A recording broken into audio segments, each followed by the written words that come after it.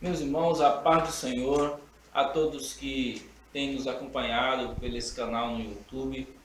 Estamos mais uma vez aqui com os amados irmãos, presentes aqui conosco, para comentar mais uma lição da Escola Bíblica Dominical. Esse trimestre que a CPAD tem trazido como tema o final de todas as coisas. Hoje, propriamente dito, a gente está falando sobre a lição que fala sobre a vinda gloriosa de Cristo, que é a lição de número 9. Lição número 9 falando sobre a vinda gloriosa de Cristo. E para comentar essa lição, nós estamos aqui dando a sua presença, como sempre, nosso amado irmão Alexandre Galvão, que é adjunto da superintendência. Pai do Senhor, meu irmão. Amém, meu irmão. Que Deus abençoe. Estar aqui mais uma vez. Graças a Deus. Também estamos conosco, está conosco o nosso diácono e também adjunto lá em Conjunto Beira-Mar, da Escola Bíblica Dominical, nosso irmão João Albino. É um prazer, amém. É um prazer estar mais uma vez com os irmãos. Amém. Graças a Deus. Meus irmãos, queremos ser, nessa oportunidade, bastante objetivo com a lição que traz um tema maravilhoso, acerca da segunda vinda de Cristo, lembrando aos irmãos dos nossos estudos de professores, nosso estudo de professor que acontece toda sexta-feira. Os irmãos que residem em nossa localidade, aqui na área da praia, em Palmarelos, Paulista, está sempre convidado para estar no estudo de professores, aprendendo também a palavra do Senhor, A vinda de Cristo em glória, Nós sabemos que a nossa igreja, ela tem a visão teológica, escatológica, sobre o pré-milenismo, o pré-milenismo que também é pré-tribulacionista, que acredita que a vinda de Jesus ela se dá em duas fases. A primeira fase acontece o arrebatamento da igreja, com a ressurreição dos santos e a transformação dos vivos e o encontro glorioso com Jesus nos ares. E aí dá início à grande tribulação, onde passará por essa grande tribulação o povo de Israel, desculpa irmãos, o povo de Israel e aqueles que ficarem na volta de Jesus. Depois disso nós temos aí dois eventos ainda, que é o tribunal de Cristo e as bodas do Cordeiro. Após isso haverá a segunda vinda de Jesus, segunda fase, que nós chamamos de vinda em glória, A primeira é a parousia, que é o arrebatamento, e a segunda parte é a epifaneia, que é a vinda de Jesus em glória. Nós queremos iniciar aqui, conversando aqui com nossos amados irmãos, deixando eles bem à vontade, para definir o que é a vinda de Jesus em glória dentro desse nosso ponto aqui, primeiro ponto. Paz do Senhor, para os irmãos que estão nos assistindo nesse momento, como também todos os internautas que estão acessando esse canal para juntos, estarmos aprendendo a palavra de Deus. O tema da lição 9, conforme bem foi dito já pelo nosso diácono Eliel, fala sobre a vinda de Jesus em glória, E a ideia de vinda aqui é bom deixar muito claro, que algumas pessoas normalmente tendem a confundir a vinda de Jesus em glória com o arrebatamento da igreja. Não que o arrebatamento da igreja não seja em glória, a ideia não é essa aqui do tema, mas na verdade quando o autor da lição fala da vinda de Jesus em glória, inclusive faz referência a Mateus 24:30, e diz que aparecerá no céu o sinal do Filho do Homem, e todo o contexto lá de Mateus 24 fala sobre a vinda de Cristo em glória. Isso contrapondo à primeira vinda de Cristo. E quando Cristo veio pela primeira vez ao mundo, ele veio em estado de humilhação, conforme Filipenses capítulo 2. Ele humilhou-se a si mesmo. Ele nasce com um bebê indefeso numa manjedoura, numa situação social difícil, Ele já nasce debaixo de uma perseguição, nasce numa manjedoura, num estribeiro, onde na verdade um local que os animais utilizavam para morar, e Jesus nasce nessa situação. Ele vive como homem, morre, né? E na sua morte também ali denota o seu estado de humilhação, mas sendo que a segunda vinda de Cristo, na verdade, quando ele pisar novamente sobre essa terra, ele não vai vir mais como um bebê indefeso, e sim virá como um rei vitorioso. Né? Ele virá com todo o poder e com toda a glória em sua plenitude. Então, acredito, a título até de introdução, a gente poderia deixar bem claro sobre o tema dessa lição, a vinda de Jesus embora. Então, entender que na segunda vinda de Cristo, essa segunda vinda ela é dividida em duas fases. Né? Conforme já foi dito, que a primeira fase da segunda vinda diz respeito ao arrebatamento da igreja. E a segunda fase da segunda vinda diz respeito à volta de Jesus em glória após o período da grande tribulação. E vale salientar também que dentro das linhas de pensamento, sistemas de interpretação escatológica, né, o viés de interpretação pré-milenista dispensacionalista, que é o que nós adotamos e é o que está sendo exposto na lição desse trimestre, é o único sistema de interpretação escatológica que defende que a vinda de Jesus será, a segunda vinda de Jesus será em duas fases. Todos os demais, na verdade, entendem a vinda de Jesus em uma única fase.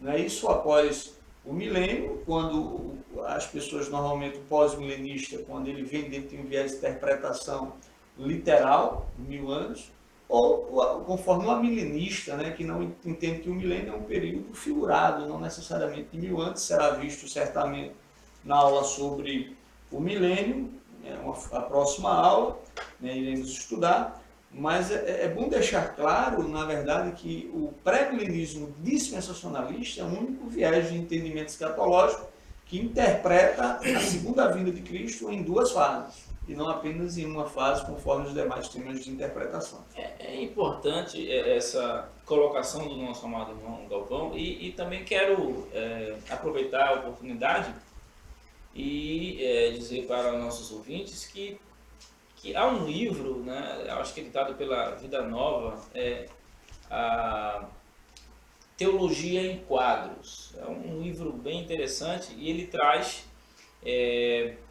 toda a sistemática da teologia, desde de assuntos referentes à salvação, como também à escatologia, em quadros, de forma que para o professor de escola dominical é bem interessante, principalmente se ele usa um recurso didático, audiovisual, aquela ideia toda. E traz justamente essa ideia, né, de você colocar o evento, por exemplo, a segunda vinda de Cristo, como o nosso irmão Galvão acabou de dizer aqui, na visão amilenista, né, e pós-milenista, é um evento único. Né? É um evento que é tanto o arrebatamento da igreja, quanto a ideia de Cristo vir no sentido de julgar as nações, ela acontece de uma única vez. É tudo num pacote só. É tudo num pacote só. E já na visão pré-milenista não, há uma diferença. Então, eu indico os irmãos, eu confesso que não consegui encontrar na livraria, mas não sei nem se está mais editando. Talvez os irmãos encontrem em PDF, mas é bem interessante para ajudar o professor na elaboração da lição. Né?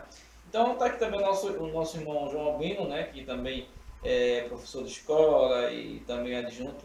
Ele também trará aí a sua contribuição com relação a esse conceito, né, da vinda de Jesus Cristo em glória. A paz a todos os irmãos, aos irmãos que nos acompanham pela internet. Muito bom esse momento que nós temos mais uma vez. Queria abordar, muito bem colocado pelos amados irmãos, mostrando o viés de pensamento nosso, o que nós defendemos, né? Apenas a questão do cumprimento das profecias. Né? Em Mateus 24 e o versículo 35, vai dizer que os céus e a terra passarão, mas as minhas palavras não hão de passar. Quando se aborda a questão das profecias, percebemos no livro de Zacarias, tanto o livro do Antigo Testamento quanto o livro dos livros do Novo Testamento, ou o próprio Cristo, ele profetizando já o retorno dele em glória. É interessante perceber que, cumprindo essa profecia, o próprio Pai, ele declara o seu amor pelo primogênito. E que primogênito seria esse? O povo de Israel. Não é? A redenção do povo de Israel se dará na vinda de Cristo em glória. E também o desejo de um marido fiel pela sua esposa infiel, né? Abordado em Jeremias 2:2. Ou seja, o cumprimento da profecia para a concretização da vontade de Deus, né? Que aí entra na questão de soberania de Deus para com o povo de Israel. É interessante essa abordagem do nosso amado irmão, Galvão, sobre a questão da profecia, né? Nós vemos que há muitas profecias no Antigo Testamento falando do dia do Senhor, né? Do dia de juízo. Sempre a expressão, né? No Antigo Testamento, a expressão o dia do Senhor, né? E sempre se referindo ao julgamento divino, né? Sobre o próprio Israel, né? E sobre as nações que afligem Israel, ou que eram inimigas de Israel. Deus tratou muitas vezes, não só apenas com o seu povo, mas com aqueles, não é, que se tornavam inimigos de Israel. Eu acho interessante essa questão, porque a gente vê que Deus sempre governou e como o irmão bem colocou, de forma soberana a história da humanidade, não é? E quando Deus, por exemplo, levantou uma nação para agir de forma justa ou aplicasse a justiça sobre até o seu próprio povo, Israel, muitas vezes esse povo fazia além da conta, né? Deus usou, por exemplo, a nação egípcia para fazer isso, Deus usou a nação babilônica para fazer isso, mas essas nações passaram do limite nessa medida de justiça. Muitas vezes essas nações eram até mais ímpias do que o povo de Deus, né? Do que o povo de Israel. Justamente. Só para corroborar o pensamento do nosso irmão Eliel, a visão também até do profeta Zacarias é que ele tem uma visão de um cálice. Ou seja, o cálice traz a ideia do pensamento. Salmo 75 e o versículo 8 vai trazer exatamente isso aí. A ideia de beber o cálice, de beber o julgamento. Cristo, a segunda de Cristo em glória, ela é vista como aquele que vem trazer um juízo. Ele veio trazer um amor, uma esperança em sua primeira vinda. Mas a segunda vinda de Cristo em glória trará juízo, condenação, né? Daqueles que não amarem sua voz. Na própria lição, na verdade prática, o autor vai dizer que a vinda de Jesus é para implantar o milênio, para pôr fim a todas as forças do mal.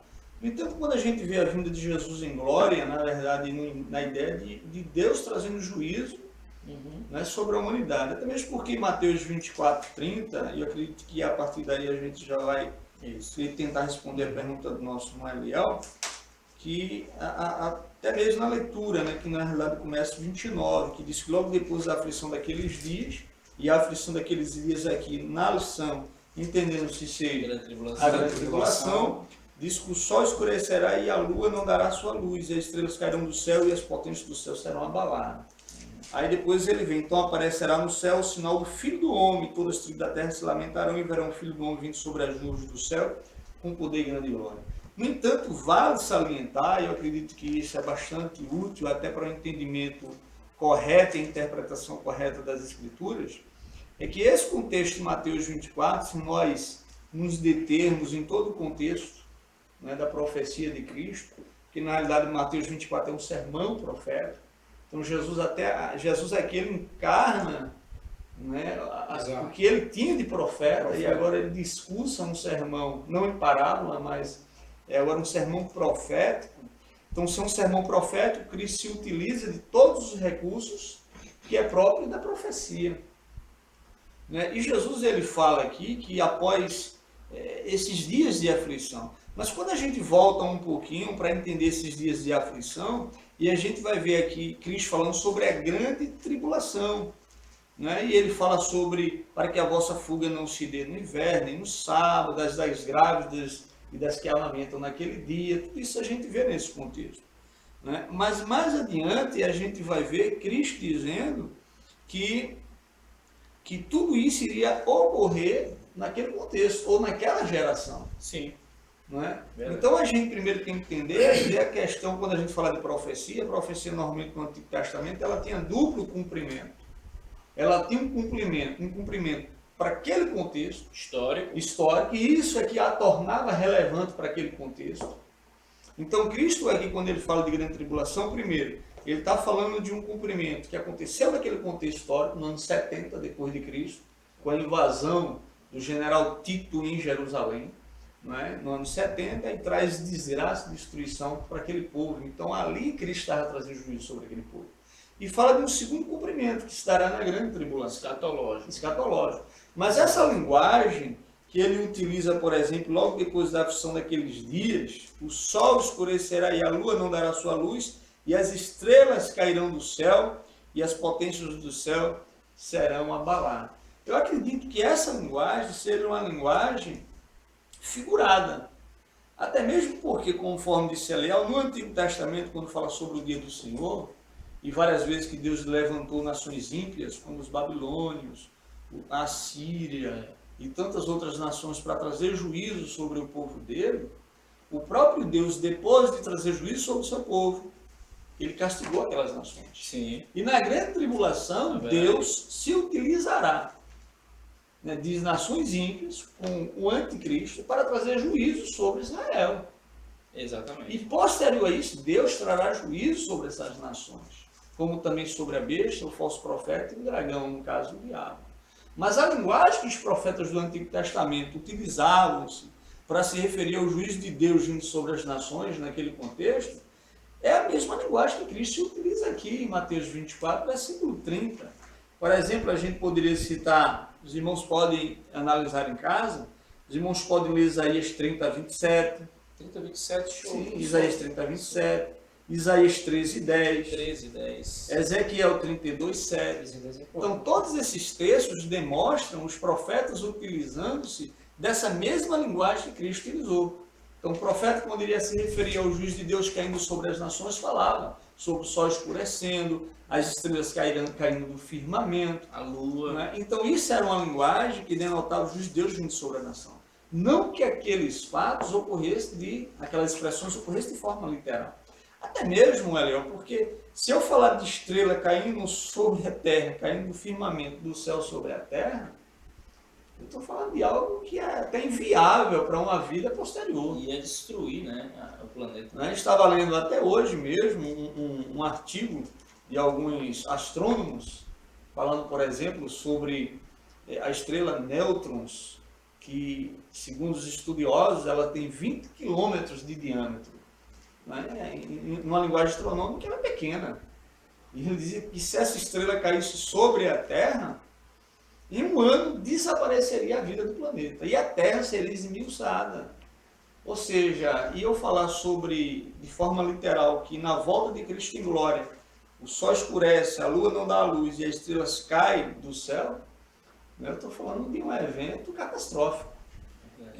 Qual seria a necessidade de ocorrer isso se Cristo vem julgar essas pessoas, se Cristo vem trazer uma salvação? E ainda vai plantar o milênio. E ainda vai plantar o milênio. Tudo acabaria antes mesmo dele acabar. Se isso aqui é literal. Se isso exatamente. Isso é importante, essa colocação, porque atinge, né, de acordo com a nossa lição, um dos objetivos da lição, que é, na verdade, fazer essa relação da vinda de Cristo, da segunda vinda de Cristo em glória, no sentido de sua visibilidade, né? Da sua forma gloriosa. Porque quando ele diz, o texto diz aí que todos verão, né? Todos verão, e aí Jesus se utiliza dessa ferramenta, né, de linguagem aí profética, né? Desse oráculo profético, que é falar sobre as estrelas que cairão, a lua, o sol, que não dará o seu brilho. Na verdade, o que esses fatos revelam sobre a vinda de Cristo? Né? É que a vinda de Cristo será tão gloriosa, tão magnífica, tão poderosa, que ofuscará, não é? todos esses astros, né? Porque, por exemplo, a Lua, as estrelas, a Lua, o Sol, são duas fontes de luz que preservam a vida na Terra. Exato.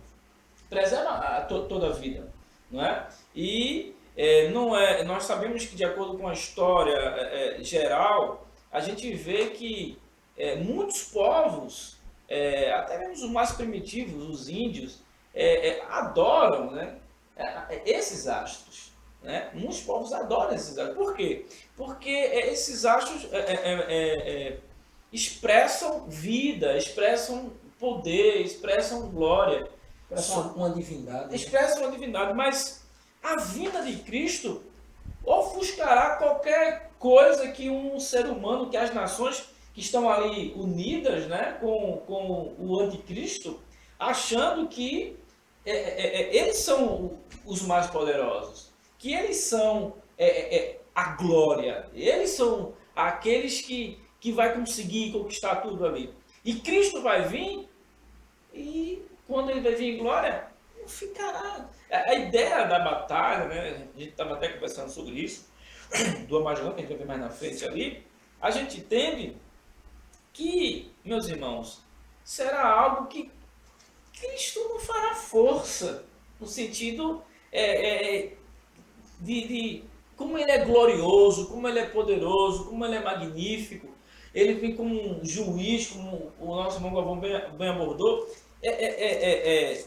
Os inimigos serão esmagados. É tanto que na linguagem profética do Antigo Testamento também revela isso, né?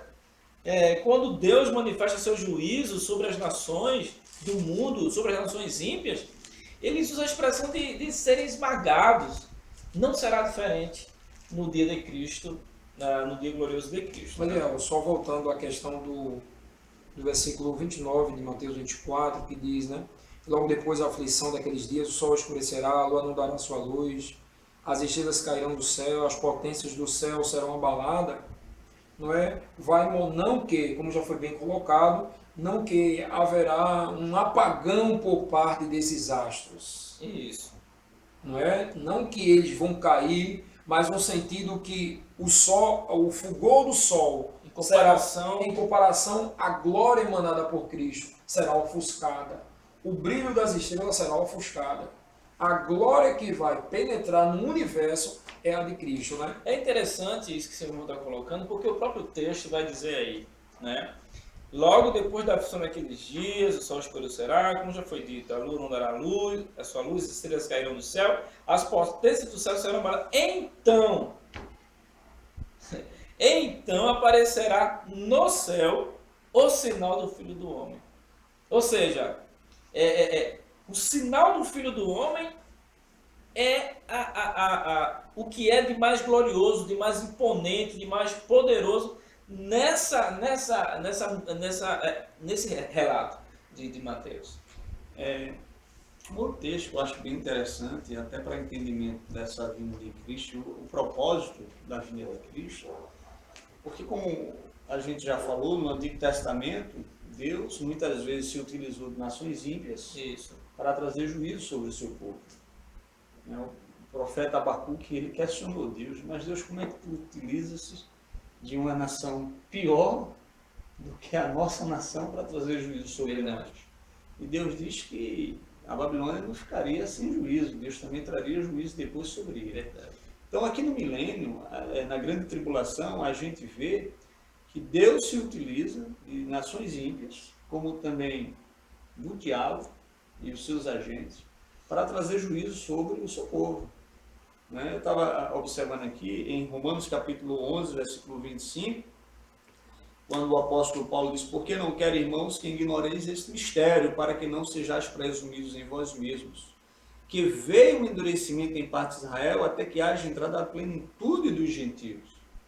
Então, na verdade, quando o Israel, lá na época de Cristo, nega Jesus, e há um endurecimento, até que haja entrada a plenitude dos gentios. Então, inicia-se a dispensação da graça, ou a dispensação dos gentios, e nesse período de tempo, que é dita a dispensação da graça, a igreja né? A igreja é instituída, a igreja é formada, e o arrebatamento da igreja, a igreja sai desse cenário mundial, aí agora tem um período de transição entre a dispensação da graça e a dispensação, a última e sétima dispensação, que é a dispensação milenial, onde haverá esse momento de juízo. Aí o versículo 26 diz assim: e assim todo Israel será salvo, como está escrito, virá de Sião o libertador, e ele apartará de Jacó as impiedades. Né? Então Cristo, ele retorna para pôr fim a todo império do mal, né? Na sua volta em glória. Ele não virá, como já foi dito, como um bebê indefeso, mas como um rei todo-poderoso. A linguagem metafórica do Apocalipse é que ele vem sobre um cavalo branco, transmitindo a ideia de triunfo real, né, com poder para estabelecer um reino de paz. Então, na sua vinda em glória, ele vem para acabar e pôr fim a todas as forças do mal. Né? Muito bem. Dando um procedimento à nossa lição, nós temos agora a oportunidade de falarmos sobre, explicar, né, esse juízo de Deus sobre os ímpios, né? Porque a segunda vinda de Jesus em glória, ela é entendida como o juízo de Deus sobre os ímpios. E aí a gente vai ver, de acordo com o comentarista, o pastor Leonardo Renovato, a recompensa dos ímpios, a batalha do Armagedon e o anticristo se voltando contra Jesus, que é o ponto 2 da nossa lição, que fala basicamente sobre essa questão aí. Então, sobre a recompensa dos ímpios, a batalha do Armagedon, o que é que nós podemos acrescentar dentro desse ponto aí, nosso irmão João? O que a gente pode falar sobre como será esse julgamento, né? O que é que vai acontecer com, por exemplo, a tríade satânica, né? Por exemplo. Vamos perceber que todo o exército inimigo, e que exército seria esse? Algumas tribos, nações, países que irão se unificar com o anticristo para pôr fim a Israel. Não é? Que povo seria exatamente esses povos que vão se unir ao anticristo para pôr fim a Israel. Interessante essa questão aí, dessa unificação das nações contra Israel, unidas ao anticristo. Isso vai se dar quando também o anticristo ele se revelar, né? Exato. O homem da iniquidade se revelar. Então, O iníquo, o iníquo se revelar, vai ter aquele embate, né? Que ele vai querer sentar no trono de Deus, parecer com Deus, e se fará tudo contra Deus, né? Então, é nesse momento que começa aí a haver dois polos, né? O povo de Israel e o anticristo e as outras nações. Mas haverá também nações que vão apoiar o povo de Israel. a guerra, vamos dizer, a guerra santa, né? O povo de Israel, né? E como será o juízo de Deus sobre esses povos? Em aula passada, né, a gente inclusive comentou sobre a grande tribulação, né? Ele fez referência ao capítulo 9, versículo 27 do livro do profeta Daniel, onde ele vai falar sobre a 70ª semana, ou a última semana, na verdade semana de anos, ou seja, os últimos 7 anos, que se dará início após o arrebatamento da igreja. E lá ele vai falar, 9:27 de Daniel, que no começo da semana ele faz um contrato de paz, né, com Israel e com o mundo, e a ideia de contrato de paz é a ideia de promoção da paz. Com certeza ele apresentar-se-á como o Messias que Israel tanto esperou. Após o arrebatamento, Cal se estabelece na terra e ele aparece como aquele que vai solucionar os problemas que estarão naquele momento afetando a terra. Então, ele surge no cenário mundial, apresenta-se inclusive como o Cristo, né? A palavra anticristo, a gente viu que ela tem tanto a ideia de contra, mas também aquele que toma o lugar de Cristo. Então ele apresenta-se como Messias, há todo simulacro, né, que ele vai tentar aparentar Cristo, uma ferida mortal, e sobre ele morre, mas aí ele ressuscita. Tem toda uma cena, né? O falso profeta promovendo a adoração ao anticristo, a ideia do Espírito Santo que promove a adoração a Cristo. Tem todo um simulacro, um teatro, para enganar Israel. Para enganar Israel. E o fato é que Israel, na verdade, se deixa levar por esse engano. Mas depois de 3 anos e meio, ou na metade da semana, conforme também profecia do profeta Daniel, esse contrato será rompido e de fato o anticristo se revelará. E é aí onde ele irá agregar em torno de si as nações. E ele se levantará com essas nações contra Israel. É onde Israel irá sofrer uma perseguição, como nunca sofreu na sua história. Né? E nem vai se comparar, nem de perto, a perseguição que ele sofreu na Segunda Guerra Mundial com Adolf Hitler, né? Onde quase 5 milhões de judeus foram mortos. Na realidade, o número será bem maior durante a Grande Tribulação. O Apocalipse fala de 1/3 parte dos judeus serão mortos nessa perseguição. Exato. Né? Serão mortos nessa perseguição. Então, na verdade, o anticristo irá unir-se às nações, ou as nações, melhor dizendo, irão se unir ao anticristo nessa perseguição ferrenha, que vai culminar, como a gente falou, na batalha do Armagedon. É interessante, né? Apocalipse 19 e 19, né? Que é o texto da nossa lição, e vi a besta e os reis da terra e os seus exércitos reunidos para fazerem guerra àquele que estava sentado sobre o cavalo e ao seu exército. Quando ele fala de fazer guerra àquele que estava sentado sobre o cavalo, e aí está fazendo referência a Cristo, né? E ao seu exército, está fazendo referência aí, no caso, aos anjos do Senhor, que virá com ele na vinda gloriosa, né? Eu fico pensando comigo, é muita pretensão, né, do inimigo fazer essa guerra, né, contra o exército do Senhor, com toda a glória, com todo o poder. Me parece, uma vez em seminário surgiu uma questão, uma pergunta, né? Por que o diabo, sabendo que está destruído, que está condenado, tendo ciência de tudo isso, ele ainda continua? Ele poderia desistir, eu tenho um problema de depressão, né, e não querer mais perseguir ninguém e tal, destruir. Mas o que foi dito pelo professor na sala de aula foi que é da natureza do diabo tentar ser mal. A Bíblia diz que, o Senhor diz que o diabo ele veio matar, roubar e destruir. Então, ele vai sempre fazer força, ele vai sempre... Ele não desiste nunca. Não desiste nunca, né? Mas terá um fim, né? Agora, Zé, é um fato que a gente estava falando aqui, mas é a ideia da pretensão, porque a gente vê que o diabo, ele levanta o anticristo, o falso profeta, né? Há uma tríade satânica, como a gente viu em aula passada. Mas durante toda a história de Israel, a gente vê na Bíblia, o diabo pretendendo sempre destruir Israel.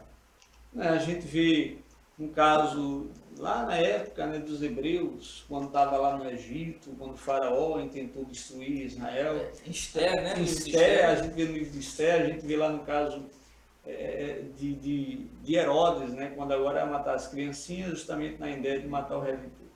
Mas a gente vê essa pretensão do diabo em querer destruir Israel e com isso provar que Deus não é fiel no cumprimento de suas promessas. É verdade. Porque Deus prometeu um reino eterno para Israel. E Israel ainda não conquistou esse reino. Israel, melhor, não conquistou nem toda a terra que Deus prometeu a Abraão, que na verdade será cumprido no milênio, será a próxima aula. Mas o diabo, na verdade, sempre intentou, e a pretensão dele é sempre destruir Israel, para que com isso prove que Deus não é capaz de cumprir as suas promessas. Então, na verdade, o intuito do diabo, quando quer destruir Israel, na verdade, é atingir a Deus. É atingir o seu Cristo. Não é? Isso aqui é interessante. Eu acredito que isso aí tem uma relevância prática muito grande para nossas vidas. Só sobre esse entendimento ainda, em Apocalipse 16, a partir do versículo 13, diz o seguinte: e da boca do dragão, e da boca da besta, e da boca do falso profeta, né? A gente observa a tríade entrando em ação. Diz o seguinte aí: vi saírem 3 espíritos imundos, semelhantes a rãs, porque são espíritos de demônios que fazem prodígios, os quais vão ao encontro dos reis de todo o mundo para os congregar para a batalha. naquele grande dia do Deus Todo-Poderoso. Ou seja, a tríade satânica, não é, fará prodígios, coisas espetaculares.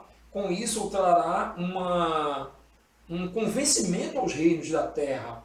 E eles vão se unir ao dragão para destruir a Israel através de um engano. Né? Sairá demônios da boca deles, demônios, para que assim eles possam ficar iludidos e com aquela ilusão ali, eles se unem ao dragão para combater o povo de Israel. Interessante. Qual é, no caso, então, aí, a sentença de Deus, do Senhor Jesus, na sua segunda vinda em glória? Qual é a sentença sobre essa tríade satânica? Não é? A besta, o anticristo e o próprio Satanás. Não é? Porque a gente sabe que a vinda de Cristo em glória, ela precede, né? Ela precede a grande tribulação, ou seja, ela vai acontecer no final da grande tribulação e ela antecede, não é, o reino milenial, não é? E aí, como é que vai ficar aí essa estratégia do diabo aí de formar essa tríade? Como vai ser essa sentença sobre essa sentença? Respondendo a questão, mas eu queria fazer menção também ao Salmo 2, Salmo 2. Porque, João, conforme João faz citação, porque na verdade a batalha do Armagedon, né, e a gente fala de Armagedon, e é bom deixar claro que na verdade, que se dará na verdade, segundo os estudiosos, no Vale de Megido, né? Sim. No Vale de Megido, inclusive tem até um filme, né, Megido, É. fazendo referência a essa batalha. Sobre Na verdade, nesse lugar, a gente sabe interessante que Napoleão Bonaparte ele chega a esse vale e profeticamente ele vai dizer: esse lugar é muito bom para uma grande batalha, não é? E foi palco de várias batalhas. na verdade, foi né? palco de várias A batalhas. história está aí para De contar. Né? memoráveis batalhas. Memoráveis. Por exemplo, Saul morreu nesse vale. Josias morreu O rei nesse Josias vale. foi morto nesse vale. Exatamente. Baraque obteve Baraque grande com- vitória exato. sobre os cananeus. Gideão também obteve vitória nesse vale, o vale de Megido, né? Que alguns vamos falar de vale de Jezreel, outros vale de Esdrelon, mas que na verdade é um local em Israel, Quer dizer montanha, né? é um Colina. vale aberto, né, próprio para uma batalha. E Israel será encurralado. Será encurralado nesse Como vale. ele disse, né? Vai ter as pelas montanhas, Montanhas que e as vai empurrar. montanhas vão encurralar o povo de Eu acredito Israel. que cabe talvez aquele salmo, né, 121, se não me engano, eleva meus olhos para o monte, De onde vivemos. de onde me virá o socorro. Então, certo. Nesse E é momento, interessante, certamente Israel Galvão, clamará ao Senhor. Porque Cristo, quando virá, ele descerá e ficará sobre o monte. O Monte das O monte das Oliveiras. oliveiras será posto sobre o monte, né? Zacarias fala de um monte rachando-se ao meio, abrindo-se oriente ao ocidente e abrindo uma fissura, né, ampla para que dê passagem a Israel.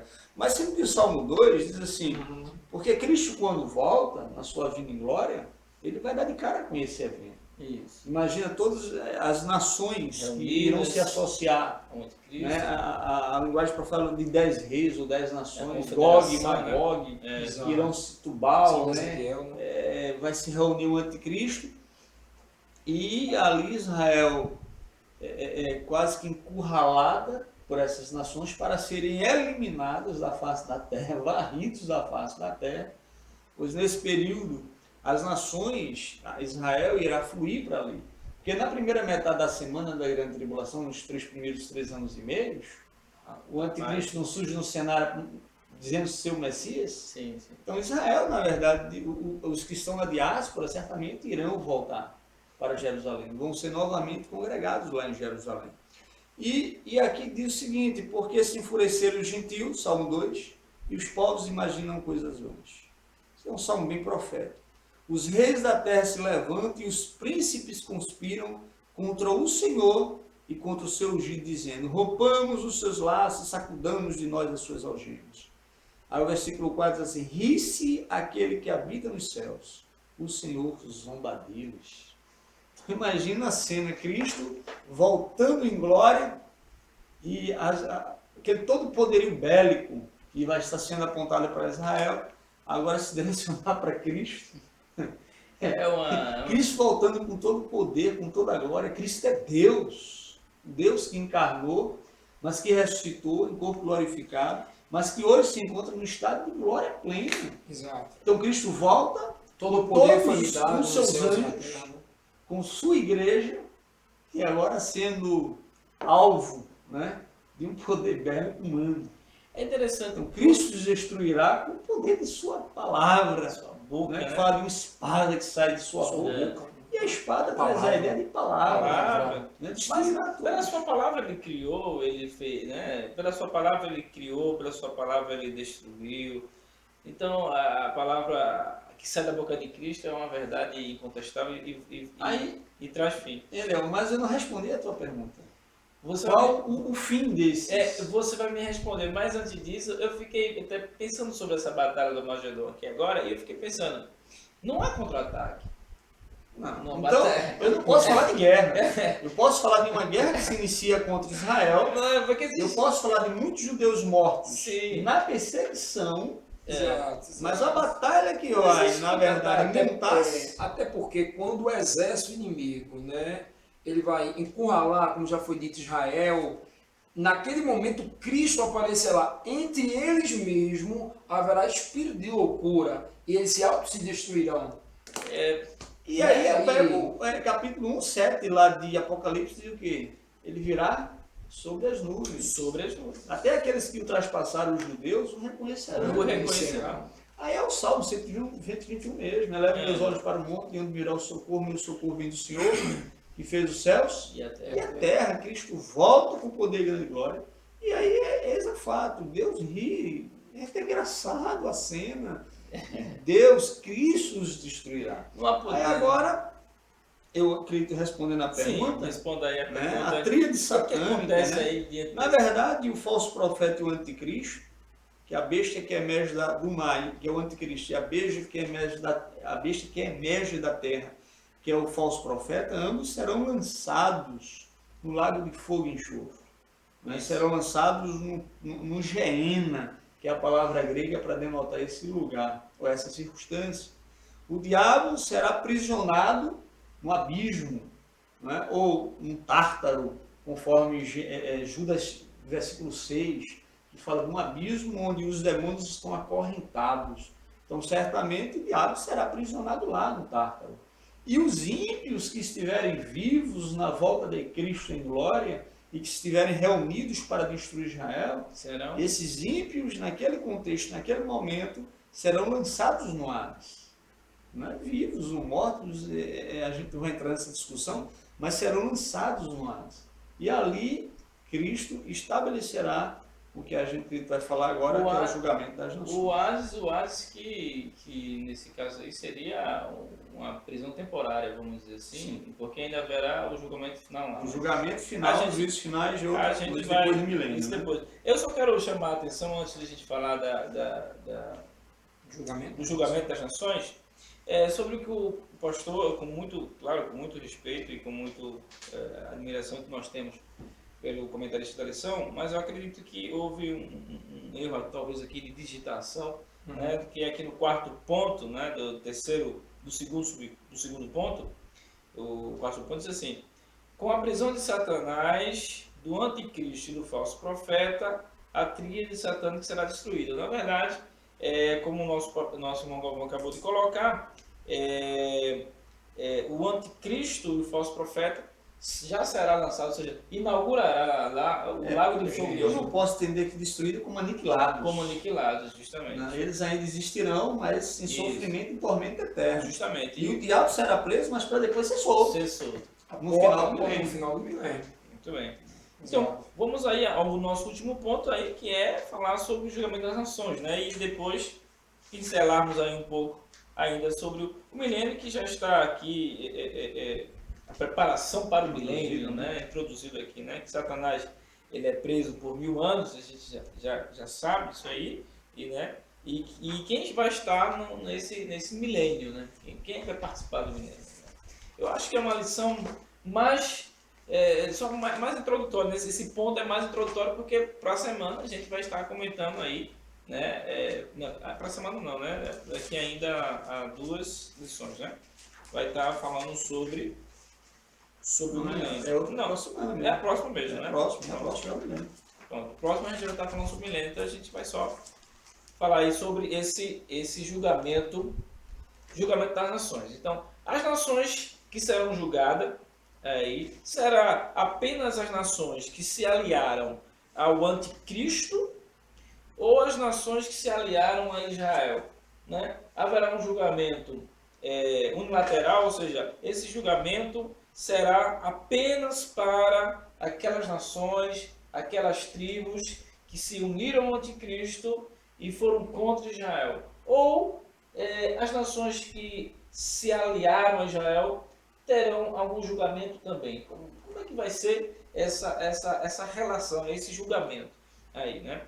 Tendo em vista que o nosso comentarista fala do julgamento, basicamente o julgamento divino sobre as nações, né? Como é que a gente pode trabalhar essa questão, irmão João Albino? Como diz a lição, o julgamento ocorrerá após a prisão do anticristo, né? O anticristo é Cristo vai preso, estar né? preso para que no próprio vale, né, do Meguido, essas tribos, esse povo aí que se uniu com o anticristo para destruir Israel, será julgado. Né? Segundo Zacarias 12 Certo. e o versículo 3, a parte B. Não é? Ok. E qual será a sentença, né? Haverá um julgamento. E qual será a sentença desse julgamento, né? Essas nações serão... Nosso irmão Galvão terminou falando, né? Aqui que essas nações serão julgadas e lançadas também lá no lago de... Não, aí a gente tem que fazer uma diferenciação. Porque uma coisa é eu falar, por exemplo, do Brasil indo para a guerra. Na Certo. verdade, não vai toda a nação. Certo. Vai o exército. Aham. Então, certamente, lá na Batalha do Armagedon, por exemplo, tem um exército russo. Certo. Se é que a Rússia vai se associar ao anticristo. A gente não vai discutir essa questão aqui. Mas tá o exército russo, não está a nação russa lá. Certo. Então, eles estão representando a nação russa. Aqueles que estiverem lá, que apontarem suas armas para o Cristo, o ungido, o Messias que volta, esses serão destruídos e lançados no Hades. Esse tua batalha do Armagedon, que faz parte desse exército, vamos dizer Sim, assim. mas quando eu falo de julgamento das nações, então Cristo, conforme Joel, a lição o autor até cita, Joel 3, 12, 14, onde Cristo sentará no seu trono de glória num lugar chamado Vale de Josafá, ali ele julgará as nações coletivamente. E o autor, o Elinaldo, ele até cita o Eurico Bagster, né? Quando diz que possivelmente, nesse julgamento, virão a presença de Jesus autoridades constituídas de cada nação. Porque não faz sentido, né? porque não faz sentido Jesus ali julgar todas as nações. Toda nação vai chegar ali pessoa por pessoa? Não, certamente é o representante daquela nação. Agora, como se dará esse julgamento, né? E o autor aqui, ele cita Mateus 24, 32, falando sobre esse julgamento coletivo. No entanto, eu acredito que aqui foi um erro de citação, um erro de citação, porque o texto é Mateus 25, 31. Então é bom que o pessoal em casa que está assistindo, não é, olhar bastante isso, porque quando você vai para Mateus 24, 32, ali Jesus está falando da figueira, né, que viria e quando vier o verão, e parece que não tem muito a ver com, talvez eu não entendi, eu não peguei o que o autor quis dizer com Mateus 24, 32, ou acredito que seja um erro de digitação. Porque quando a gente fala de julgamento das nações e como se dará esse julgamento, eu acho que o texto que clareia mais é Mateus 25, versículo 31 ao 46. Ele até cita lá na frente 25, 40 e 45, né? Sim. Ele até cita aqui. Ele cita mais adiante. Pronto. Então, acredito que esse texto aqui é o texto realmente que deve ser alvo de nossa reflexão. Pois ali, segundo o texto de Mateus 25, as nações serão divididas entre nações ovelhas e nações bodes. Exato. E quem são as nações ovelhas? São aquelas nações que não se aliaram ao anticristo na perseguição aos judeus, antes deram suporte aos judeus, certamente suporte humanitários, mandando certamente ajuda médica, certamente alimentação, água potável e coisa do tipo. Hoje até porque também Israel estava sendo atacado. Sim. Então, todo o auxílio, a ajuda dessas pessoas, né? Será que vai ser julgado essa questão aí? Então, julgar esse mérito. Interessante isso. Julgar esse mérito. No início, né? Porque a gente está diante aqui de um povo que receberá uma sentença, porém Cristo vai dizer, olha, entra à minha direita para ir para herdar a vida eterna e alguns entram à esquerda. Para os irmãos aí, como é que fica essa questão? Por isso que a nossa pergunta no início foi, esse julgamento será apenas unilateral, ou seja, é um julgamento apenas de condenação ou um julgamento também de, vamos dizer, privilégios ou de salvação, né, nesse caso? Porque esses que ajudaram humanitariamente os judeus, né, na grande tribulação, e Jesus vai falar lá em Mateus 25, de meus pequeninos, isso, né, meus irmãos, inclusive a expressão que Cristo utiliza, né, esses que são considerados como ovelhas, essas nações consideradas como ovelhas, irão adentrar para o reino milenial. Irão participar do reino milenial. É porque alguém tem que participar do reino milenial. Enquanto as nações que, em vez de dar apoio, ao contrário, se aliaram ao anticristo, e agora eu falo da nação como um todo, não simplesmente o poder bélico, o militar que estava lá, o exército, mas as nações que, direto ou indiretamente, deu apoio ao anticristo e perseguiu e ajudou a perseguir o judeu, porque o judeu quando estava com fome, não deram de comer, estava com sede, não deram de beber, e as expressões que ele utiliza lá no capítulo 25, versículo 31 ao 46, de Mateus. Essas nações não irão participar do milênio. Aí, Jesus, a expressão que ele utiliza lá Senhor, quando foi que te vimos com fome, sede, enfermo, preso, não fomos te visitar? Aí Jesus assim, tu deixas fazer os bichos, me deixas fazer a mim. Aí ele diz, irão estes para o castigo eterno. Então, estes serão lançados também no Hades. Essas nações por inteiro. Agora, imagina toda uma nação ser lançada no Hades, porque não auxiliou Israel, ao contrário, se associou ao anticristo. E quando eu digo se associou ao anticristo, aí eu vou ter que voltar um pouquinho a fita e a gente falar sobre a tribulação. Significa que essas pessoas adoraram a besta, receberam a imagem da besta, não é? Se associaram à besta. Aqueles dessa nação que não se associaram à besta foram mortos, foram perseguidos e mortos, e esses sim serão salvos. Mas os que estiverem vivos, que adoraram a besta, se associaram à besta, que perseguiram Israel, serão lançados no Hades, né? E os demais que não fizeram isso irão adentrar ao reino milenial.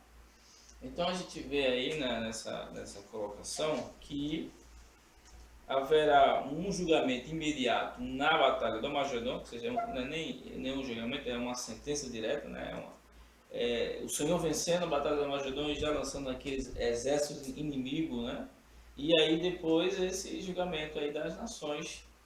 Sim, agora vale salientar um detalhe, né, que a gente tinha até conversado antes e veio isso agora na minha mente, é a questão que parece-me, né, que parece que os gentios que ajudarem os judeus irão participar do milênio, que Cristo fala de um reino preparado até antes da fundação do mundo, porque estenderam a mão para ajudar o judeu, ou seja, para ser salvação pelas obras. Será que é isso que Jesus está dizendo aqui? Mas quando eu entro para as implicações, e eu digo que aquelas pessoas que foram jogadas, aquelas nações que foram lançadas no Hades, foi porque elas se associaram à besta. Então pressupõe dizer que aquelas nações que ajudaram os judeus, elas não se associaram à besta.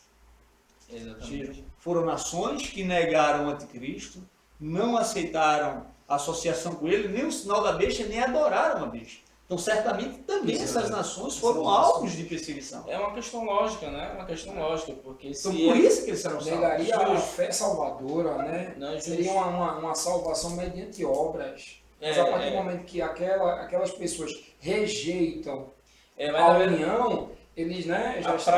A prática da rejeição de se aliar à besta é um ato de fé. É um ato de fé, exato. Mas aí eles terão o privilégio de entrar no milênio. No entanto, não significa que eles são salvos. Ainda. Quando eu falo salvação eterna, até mesmo porque haverá perdição e salvação no perdição e salvação no milênio. E aí o diabo vai ser solto e as nações não vão seguir. Mas como deixar essa pintada? Aí é pro milênio. A gente não, o pessoal não vai nem querer isso, não, amigo. Irmãos, então vamos lá. Pronto, então, irmãos, a gente está aí, graças a Deus, chegamos aí ao final da nossa lição, né? Falando sobre essa questão do milênio, que a gente já abordou. E, de certa forma, já trabalhamos aí quem vai participar do milênio, né?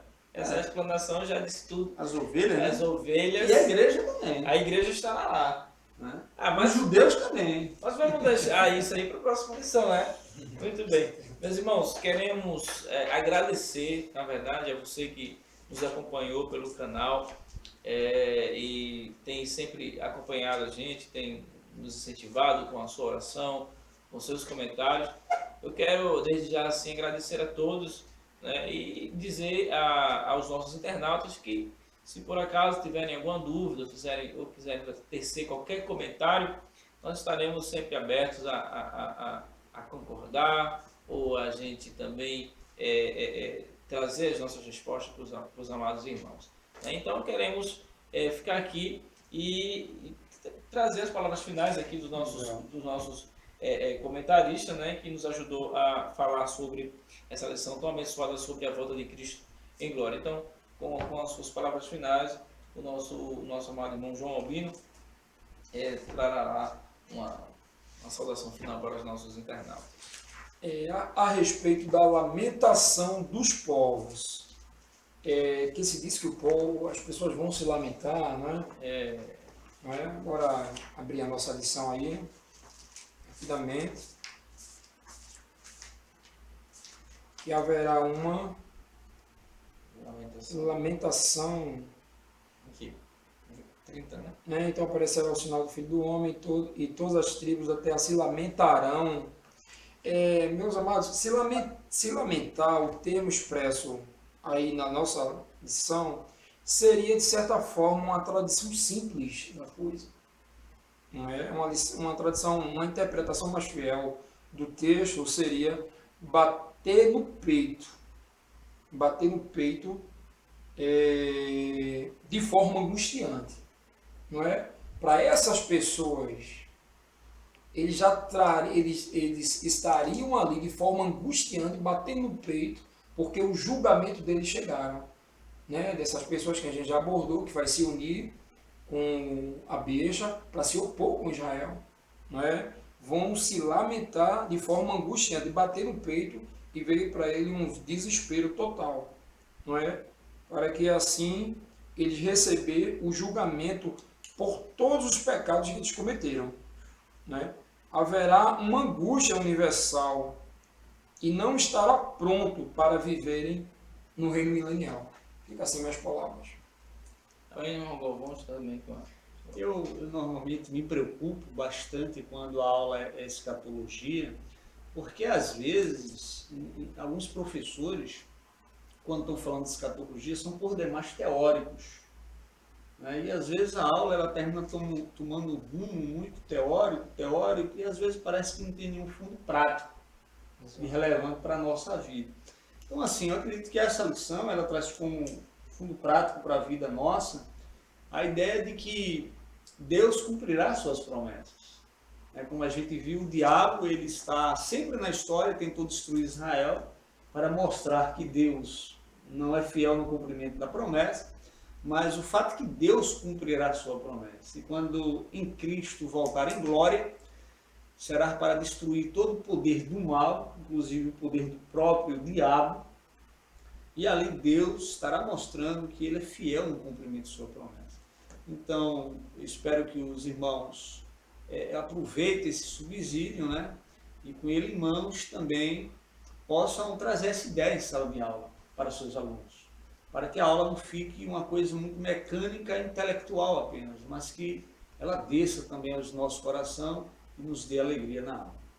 Amém, graças a Deus. Então eu quero agradecer a presença dos amados irmãos, que Deus continue abençoando. Com prazer. E também apenas mostrando também uma outra realidade sobre essa lição, uma verdade prática bastante interessante, que irmãos, o diabo ele nunca brinca.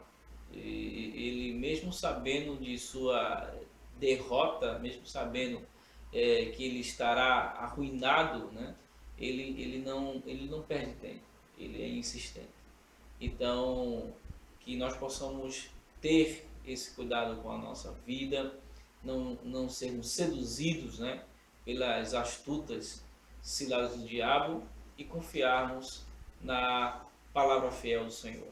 Então, que Deus em Cristo abençoe a todos os amados e até a próxima aula, o próximo subsídio. Que Deus abençoe a todos no nome de Jesus.